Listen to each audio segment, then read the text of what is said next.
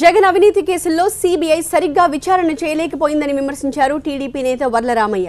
విచారణ సరిగ్గా జరుగుంటే విదేశీ కంపెనీల్లో లావాదేవీలన్నీ బయటకొచ్చేవన్నారు.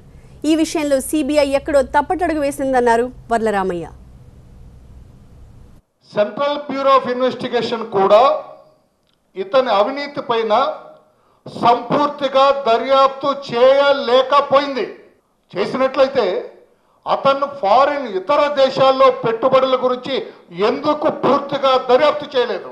ఇతర దేశాల్లో అతను పెట్టిన పెట్టుబడుల మీద మనీ లాండరింగ్ చేశారని ఒక పక్కన అంటూ ఉన్నారు.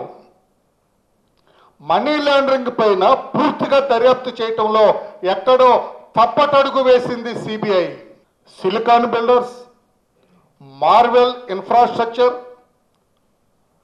Ration infrastructure, shalom infrastructure, inspire hotels, capstone infra, utopia infra, these are all the companies connected to this Jaganmohan Reddy.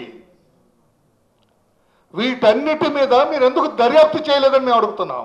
ఇతని కంపెనీలకి సాక్షి కావచ్చు, కనెక్టెడ్ కంపెనీస్ కావచ్చు, జగన్మోహన్ రెడ్డి చైర్మన్గా కానీ ఎగ్జిక్యూటివ్ డైరెక్టర్గా ఉన్న కంపెనీస్ కావచ్చు, హాంకాంగ్లో అమౌంట్ ఫ్లో అయింది కంపెనీలకి. దర్యాప్తు